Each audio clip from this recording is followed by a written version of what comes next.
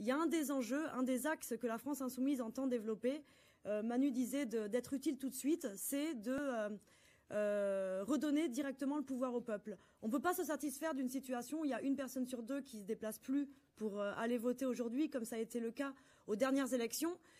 Pour aller chercher les plus éloignés de la politique, on ne peut pas simplement se satisfaire de dire voilà comment nous on ferait si on était au pouvoir, voilà comment si vous votez pour nous aux prochaines élections, nous on ferait, parce que dans la tête de tout un tas de gens, il y a un sentiment d'impuissance, un sentiment de résignation.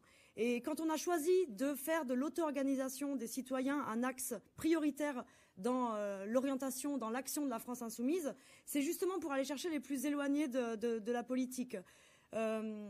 En se disant que par l'action conflictuelle, revendicative, autour de préoccupations concrètes de leur vie quotidienne, eh bien, on pouvait concrètement comme ça donner du pouvoir aux gens et casser la résignation chez tout un tas de personnes.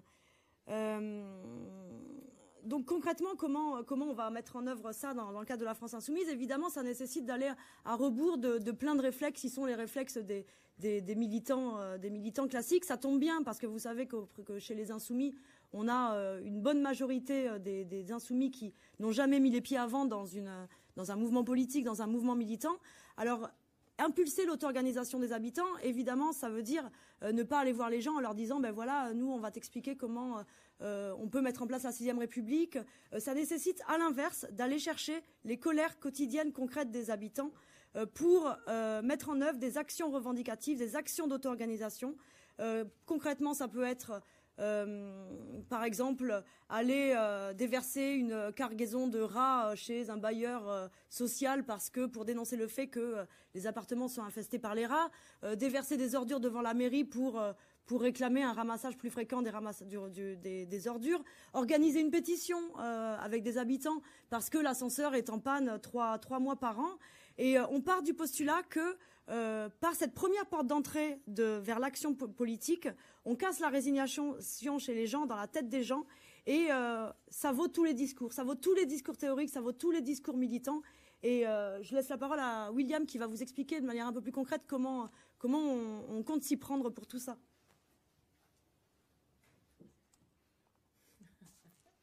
Bonjour à tous. Donc très rapidement pour prolonger la présentation de Leïla, et moi je vais vous dire quels sont pour nous les principes de l'auto-organisation et la façon dont d'un point de vue militant l'auto-organisation se met en place. Donc ces principes-là, et j'y reviendrai après, c'est ce qu'on expliquera aux militants de la France insoumise dans tout un cycle de formation qu'on va lancer à partir de maintenant.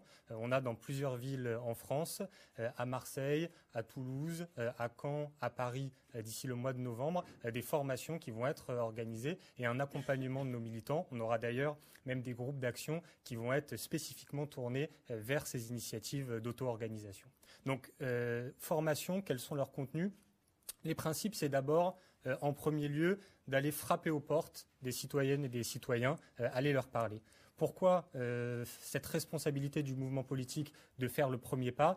Parce qu'on sait que beaucoup de citoyens, parce qu'ils se sont sentis, souvent à juste titre, trahis par le politique, ou alors parce que leurs conditions de vie sont déjà trop dures et ils n'ont pas le temps, la volonté de se préoccuper de la chose publique, que du coup beaucoup de citoyens sont repliés sur eux-mêmes. Et donc je crois qu'il y a une responsabilité du mouvement politique et que veut assumer la France insoumise, c'est d'aller frapper aux portes, d'aller parler aux gens pour commencer à créer ce lien social qui est finalement le terreau de l'action collective et de la revendication. Ensuite, le deuxième principe, Leïla a déjà utilisé le mot, c'est celui des colères, c'est celui de tisser les colères des gens. Ça veut dire qu'il faut être en capacité, et là aussi c'est pas toujours facile quand on est un militant politique chevronné, c'est d'écouter ce que les gens ont à nous dire, d'écouter ce qu'elles sont leurs colères immédiates, concrètes, qui sont finalement le résultat de leur parcours de vie et de leur quotidien. Et des colères qui, quand on les met ensemble, et donc elles peuvent aussi bien concerner l'éducation des enfants que l'état de l'immeuble dans un quartier HLM ou l'insalubrité dans la rue, écouter ces colères, les tisser ensemble pour faire émerger un intérêt général dont on sait que les citoyennes et les citoyens auront envie de se battre pour pouvoir le faire avancer. Troisième pilier qui est important dans cette démarche, c'est aussi une capacité de cibler ceux qui ont le pouvoir.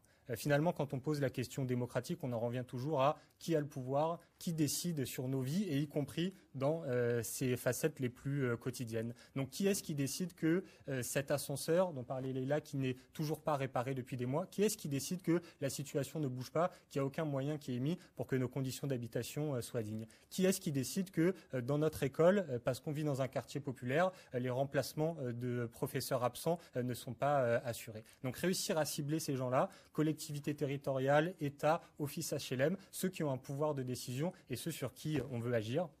Et donc évidemment, le dernier principe de cette auto-organisation, c'est la capacité d'action, mais surtout la capacité d'action par soi-même. C'est-à-dire plutôt que de penser un mouvement politique qui serait seulement un délégataire, où nos élus ont la charge de faire à la place des citoyens, nous on a la conviction que l'action directe des citoyens, une action non violente, mais une action qui construit un rapport de force parce qu'elle interpelle, de la traditionnelle pétition à des actions un petit peu plus médiatiques et coup de poing, comme par exemple aller déposer les ordures qu'on a ramassées dans son quartier devant la mairie d'arrondissement parce qu'on considère que c'est inacceptable que la municipalité ne bouge pas sur cette question. Et bien ces formes d'action directe, c'est aussi finalement la meilleure des formes d'éducation populaire, parce que c'est aussi de cette façon que les citoyennes et les citoyens peuvent s'approprier la chose publique, comprendre la démocratie à travers la conflictualité et, comme le disait Leïla tout à l'heure, être amenés vers la question politique. Donc voilà, c'est le cœur de notre mission d'auto-organisation. Et comme je vous le disais tout à l'heure, on va initier un cycle de formation sur cette question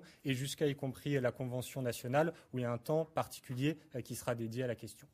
Je vous remercie.